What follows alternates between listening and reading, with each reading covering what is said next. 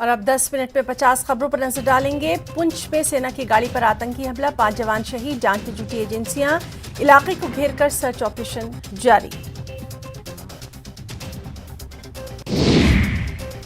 घटनास्थल पर जांच के लिए पहुंची बीडीएस और एफएसएल की टीमें, सभी पहलुओं की हो रही है जांच। सेना की गाड़ी पर आतंकी हमले की एनआईए भी करेगी जांच, जम्मू से भेजी जा रही है एनआईए की टीम।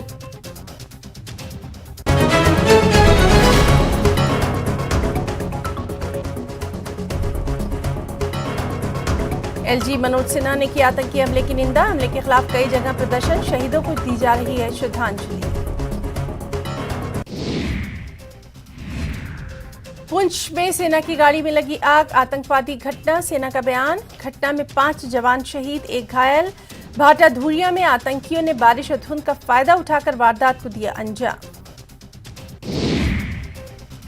पुंछ में आतंकी हमले के बाद सुरक्षा व्यवस्था की गई कड़ी, नगर में आने वाले वाहनों की जा रही है जांच। पुंछ में सेना की गाड़ी में लगी आग, आतंकवादी घटना, सेना का बयान, घटना में 5 जवान शहीद, 1 घायल। एलजी मनोज सिन्हा ने की हमले की निंदा।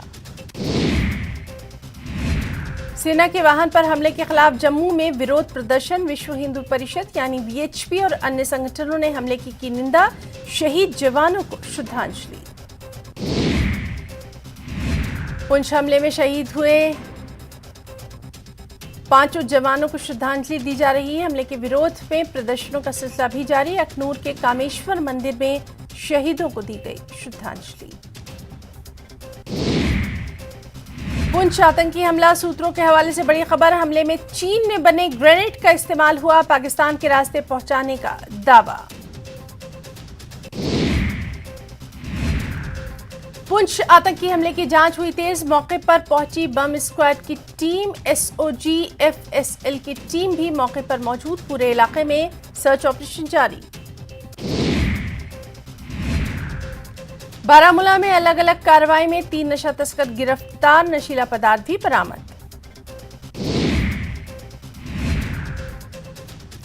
आज रमजान मुबारक का आखिरी जुमा, जुमेतुल विदा की नमाज की तैयारियों में मसरूफ अहले ईमान, सुरक्षा के पुख्ता इंतजाम।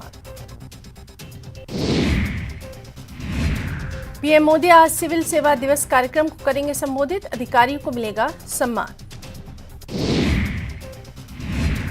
श्रीनगर की हजरतबल दरगाह में ईद की नमाज के लिए किए गए हैं इंतजाम। श्रीनगर की जामा मस्जिद में 9 बजे ईद की नमाज अदा की जाएगी, वहीं हजरतबल में 10:30 बजे ईद की नमाज अदा की जाएगी।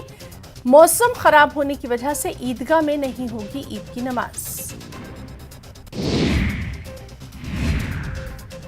जम्मू कश्मीर के कई इलाकों में भारी बारिश, कई इलाकों में ओला गिरने की भी इत्तला, खड़ी फसलों और बागों को नुकसान, मौसम विभाग ने लोगों से एहतियात बरतने की अपील।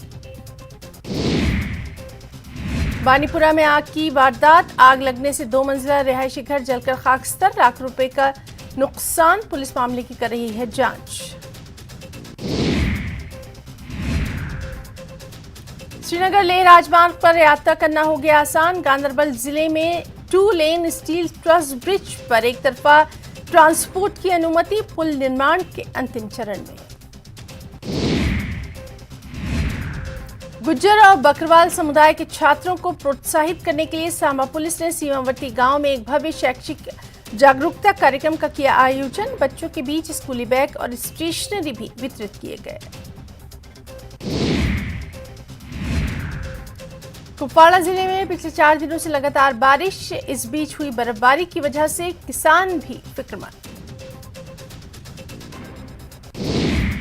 वहीं उधमपुर जिले में हुई तेज बारिश के बाद ओलावृष्टि ने बरपाया कहर, उधमपुर जिले में पिछले कुछ दिनों से ओलावृष्टि, बादलों की गड़गड़ाहट और तेज हवाओं के साथ हुई बारिश से फलों खासकर सेब को सबसे ज्यादा नुकसान। पिछले कई दिनों से लगातार हो रही बारिश के कारण टनमर्ग बाबरिशी के पहाड़ी इलाके में अब्दुल गनी लोन के घर की आंगन की दीवार मुनहदिम, काफी नुकसान, पीड़ितों ने सरकार से की मदद की अपील। गुरुवार सुबह 11 बजे से मौसम में सुधार के चलते बानिहाल कस्बे में हजारों की संख्या में लोग ईद की खरीदारी करते दिखे। बानिहाल कस्बे से गुजरने वाले राष्ट्रीय राजमार्ग पर जाम लगने की वजह से दुकानदारों और खरीदारों को परेशानियों का भी सामना।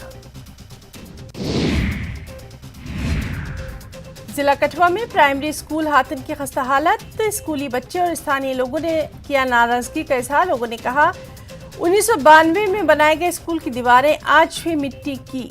स्कूल में बच्चों के लिए शौचालय तक नहीं।